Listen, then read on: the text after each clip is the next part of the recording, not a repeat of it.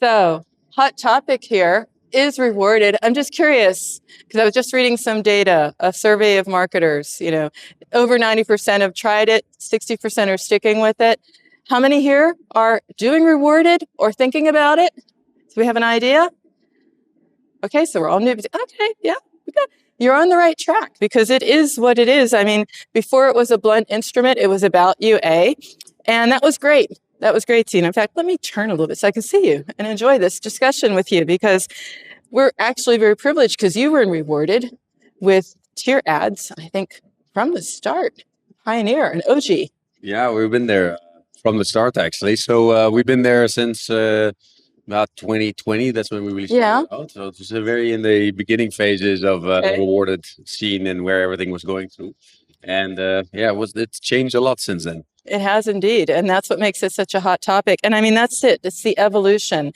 It was something, it was fine at the top of the funnel, but now it is working. And so marketers are saying, yeah, we have to get sharper about rewarded. We have to measure it differently. We have to move on. We have to move past incentivized traffic, if you remember that, and cheap traffic, and think about creating systems and strategies. So that brings me to you, Zino, and to TyrAds, because you've seen it from the start. I would say you've even helped shape the direction of rewarded. What is it now? What has changed? It's grown up. What's different about it? And the challenge, of course, for marketers in the room.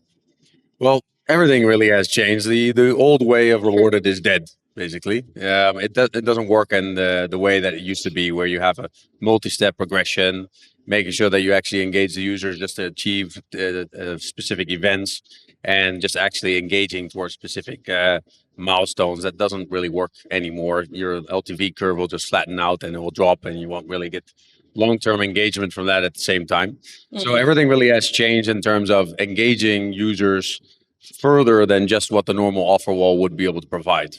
And that has a lot of differences and a lot of things that actually changes in how you actually engage those users, how you actually target those users, and how do you actually make sure that you get the right reward and the right incentive to actually keep those users engaged and keep the LTV curve from flattening. So basically everything has changed and it's no longer the same as it used to be. That's very true. And I mean, what's exciting, and I watched the industry also for 20 years and talking to so many marketers, and they asked me a question that I thought I would ask you as well, because now they're asking themselves, just to start, where does rewarded actually sit? Because it was about monetization, but now it's about engagement. It's about much more. So where does it sit? Is it UA, monetization, engagement, all of the above, or a totally new team with totally new skills? It's all of the above and a new team at the same time. So it's UA, it's monetization, but it's also really live ops that's really changing the game right now. So just as how live ops changed the game in games, right? Yeah. Live ops is also changing the game in the rewarded space. And that's really making the difference in terms of what really works and what doesn't work in terms of the rewarded space. I'm hearing that a lot, and I'm so intrigued by that, what happens, that mashup between live ops and rewarded, because one of the rules will be every rewarded user is not the same. But currently, most marketers are treating every rewarded user as like a segment rewarded. That's it. And we're gonna be having to move beyond that.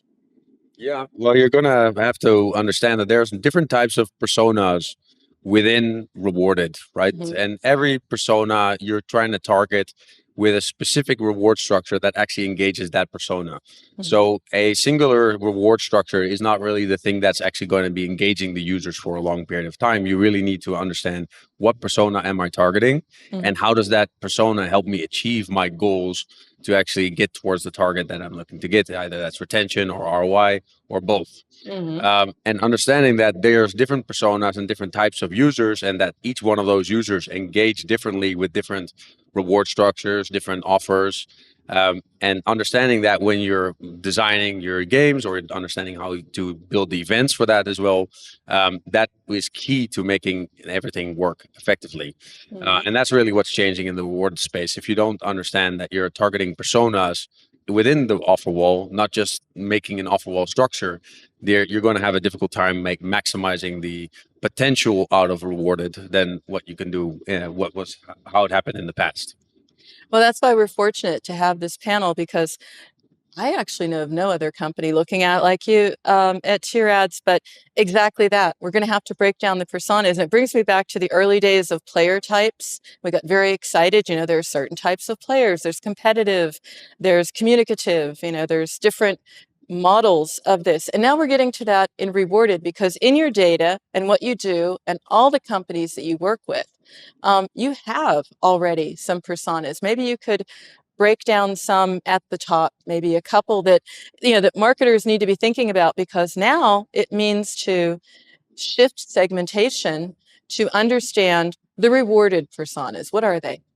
Yeah, so I'd really see the rewarded personas into three different categories, main categories. And you have a lot of subcategorization underneath that, but the main categories are really, the first one is the rewards hunter, right? That's really just the user that's trying to maximize their own rewards and maximize their own earnings. And that's really where the offer wall started off in. That was the main persona of offer walls, how most of the users engage with offer walls.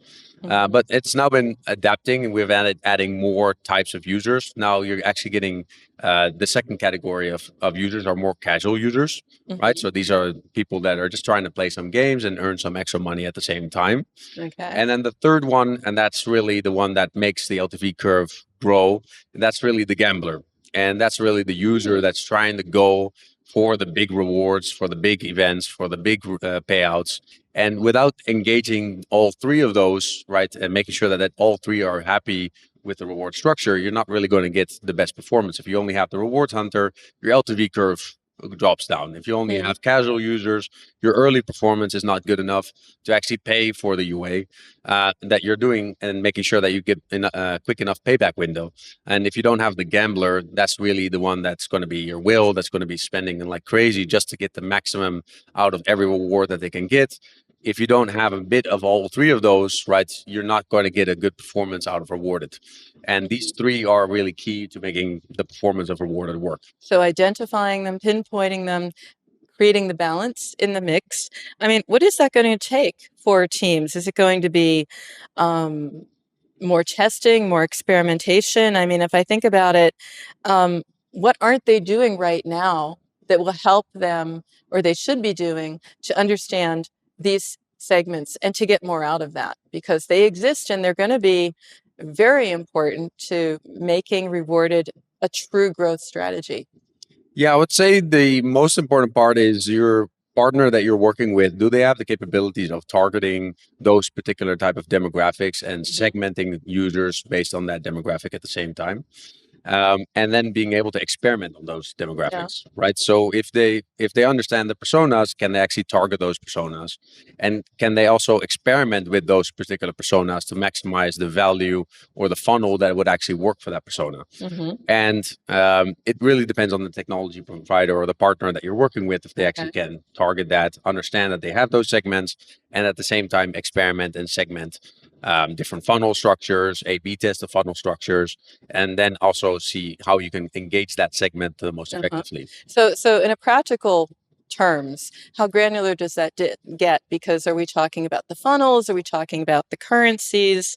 You know, timing, exchange rates, all of this goes in to understanding segmentation, getting the right signals. How far does that go? Or how far are you doing it with your customers? Yeah, so the segmentation on the high level is those three layers, right? But then we also have partners and suppliers that we work with that have first party data, and they also have their audiences and their signals, right? And when you have the mix of their signals and our own signals, and you can combine those and you can connect those two into making journeys that work for example, let's say we have a gaming app that has a non-paying segment, right? How can we activate that non-paying segment with different currency experiments? Maybe we try currency A compared to currency B, or we give certain amount of value for that currency compared to the other currency, and see how we can maximize the value of their personas and their groups that they have, combined with the audience that we're trying to connect on the that we already know as segments from our side. And that's really where the winning piece comes in, right? You have our data and the first party data of our suppliers that are connected, and basically make the entire journey as one whole experience instead of a segmented, fragmented experience. Yeah. Using our data and our first-party data from our partners, right? Mhm. And connecting those two, that's really where the butter lies, right? And that's where all the excitement will be, because Mal, there was a lot, a lot of different announcements. If you were at the keynote this morning, breaking news, but you also have some news yourself, because this is exactly what you have now because of your partnership with Nordeus, which is, by the way, congratulations, a great first step, because this shows us what this looks like. Tell us a little bit about the deal, because, what does it make possible that maybe wasn't possible? And it says a lot, I think, also about where Rewarded is heading. Yeah, so really it's a great deal. It took us a long time, right? So it was a great deal, and very happy with actually making it happen. Yeah. And an amazing team from my side and on the Nordia side as well that we got it happening. But the great thing about it is that they have their data, and we've been able to connect their data together with our data, right? Mhm. And we're basically making the journey from their personas that they have, about the different audiences that they have, and connecting that within our systems, and allowing them to experiment within their monetization side, different currencies for those different segments, right? So let's say they have a paying user segment, a non-paying user segment, new users to their app, or just users that have already been using the app for a long period of time, have not made purchases yet, and trying out different currencies and experimenting with those different currencies to see how we can maximize the engagement of those audiences, to maximize the value that they can generate from an offer wall. And that is where everything really comes together, and that's really what we built together with them. And that's why they chose to work with us, because we actually were able to work with that data and help them understand exactly and pinpoint exactly where quality is coming from. Yeah, because they have that data, and then you have the knowledge of, the paths, the funnels, the personas, and putting the two of those together, because otherwise they have the data, but they don't understand the segmentation, and maybe also can't power the experimentation. I mean, for marketers here, publishers thinking about what happens when they connect first-party data with your platform, let's just like blow their minds a little bit. Like what does this change? What happens? What's possible? We know what Nordeus is doing, but you also, because you built the technology and platform, you can see that if someone took it out for a road test, what's really possible. I think the most important part really is being able to provide transparency towards our monetization partners, to understand like why we have revenue spikes and why we have revenue drops, right? And understanding that data, and giving them the feedback like, hey, we can see that this particular persona or this particular user group is causing the performance to drop on our side, which can then result into not being able to keep up with growth, right? Or not sustaining the growth. And that transparency, I think, is the most important part of it, because what we've heard a lot with a lot of our partners that we work with is that they have like spikes in revenue from monetization partners, then the next month it drops by 30%, and they have no idea why it's actually happening and what's that occurring. And the beautiful thing about the partnership that we built is that we can actually tell them exactly, this is exactly the reason why you're dropping in terms of performance, because this segment is not working really well within the offer wall. So let's exclude that segment, make sure that that doesn't affect the overall monetization performance for our partners. And that's so much better, because sometimes you're on a winning streak and you don't know it. And I've talked with so many companies, it's like, well, we just pause it, and that might not be the right point. It's maybe not pause it, it's adjust it, and understanding how to adjust it. Exactly. And if you don't know why something is dropping, how do you fix it, right? Yeah. And if you don't understand why performance might be going down, how do you fix it? And how can you actually change your strategy if you don't even know what's going on? And that's the most important part with anything in terms of monetization, is if you need to be able to understand exactly what's happening, so that you can adapt your strategies, your UA strategies, how you acquire users, how you engage your users, to maximize the monetization results from your own apps. Because Rewarded is a UA channel, you have to treat it that way in a sophisticated approach. I'm just curious, is it often when a campaign isn't working, that decision, do you see that marketers, that is the problem the campaign, Is it the setup? Is it the lack of patience, the lack of visibility? Because I get the feeling sometime, and now we're hearing so much about it at the event, we're past growth at all costs. We want to look at the longer run. We want to look at the LTV. And that isn't the mindset that we created over these years. So it's a little bit of relearning, but understanding what goes wrong and where. Do you see it's the campaign, the setup, the mindset, the patience? It's when we see the things that go wrong with campaigns, really it's that the communication breaks down between the UA and the partner, and really understanding, okay, what the game actually, what really works within the game, what's really the point that really engages the user, what is the event that actually results into maximizing the engagement at a particular day in the funnel. And the combination of communicating with that and understanding and working together, that's really where usually things break down, right? So it's like, hey, the performance is not good, let's pause something, instead of like, hey, the performance is not good, what is exactly the point where the users are dropping off and how can we fix that? Yeah. And that's more of a creative thing, a creative thinking process within the UA side on the rewarded side, and doing that together with a partner. That's really where you can get the maximum volumes and the maximum values out of a rewarded partner. And that requires maximum ability to experiment and see the results. And I think that's what's going to happen with TyrAds. It's going to be very interesting to watch how that partnership evolves. Now, I promised and I thought a couple minutes I would give to questions because I can see what's happening. This is going to change rewarded. This brings the persona thinking. This brings other funnels, other pathways, different thinking and different challenges. So you've got Zino, whose company has been there from the start, as I said. I just want to open up for any questions, any thoughts, any challenges, anything you're thinking, anything we didn't cover. Anything? It's all open to you.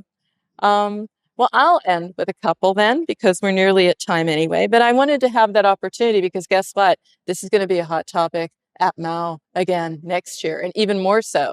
I mean, we'll hear maybe not just the 3 personas, we'll hear a lot more. What's possible with first-party data.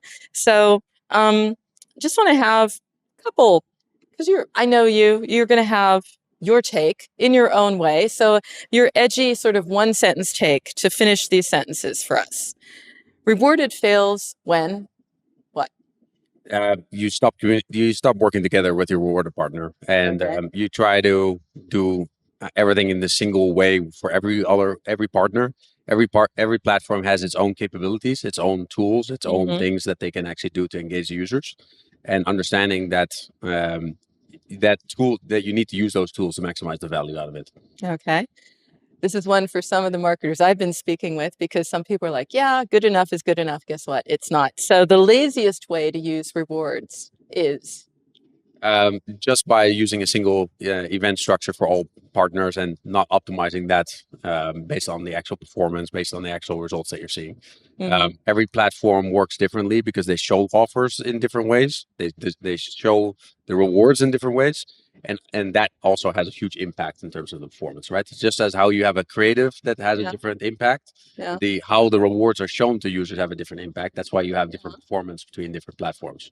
And the context of that. And finally, the smartest way marketers will test. So the smartest we talked about the laziest, the smartest marketers. What will they test? How will they do it? They will test using audiences and segmenting the audiences and A/B testing on those audiences. That's really the smartest way of doing UA on the rewarded platforms nowadays. Being able to understand that, doing different structures and identifying that what really works within just a pure A/B test, that's really where the bread and butter lies within rewarded. So they have to get smarter. And we've had a very smart conversation. It has been a real pleasure, Zino. Thank you. And thank you for sharing with our audience and being so transparent. Yeah. Thank you so much for having me. Man, Yeah, you're on. Thank you.